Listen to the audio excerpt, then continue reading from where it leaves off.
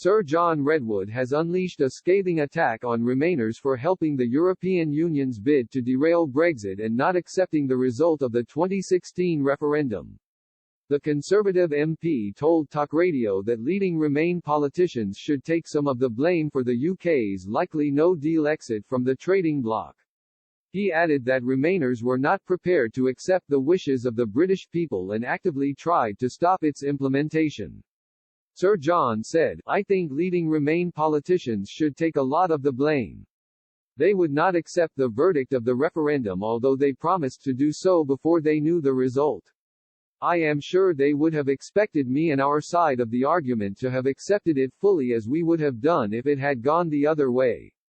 Then of course some of them worked with the EU to try and make sure they had the maximum opportunity to dilute or derail Brexit because they were not prepared to see us implement the wishes of the British people.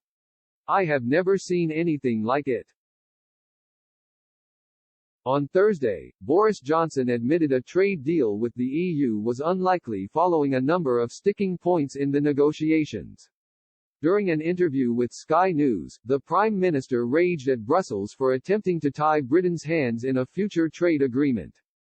The Prime Minister said, "I have just updated Cabinet on where we've got to with our friends and partners in the EU. They agreed very strongly with me that the deal on the table is really not at the moment right for the UK.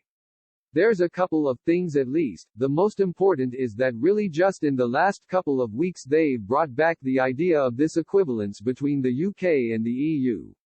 Which basically means that whatever new laws they brought in, we would have to follow or else face punishment, sanctions, tariffs or whatever.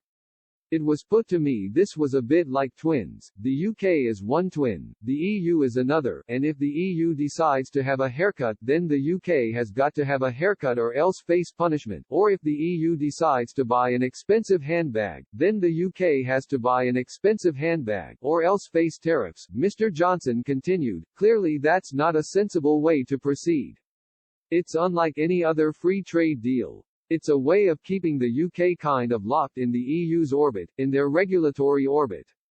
The second thing is obviously fisheries. Many years now after people have voted to leave the EU, we wouldn't still have control of our waters. The Cabinet agreed very strongly that we're really not there yet at all.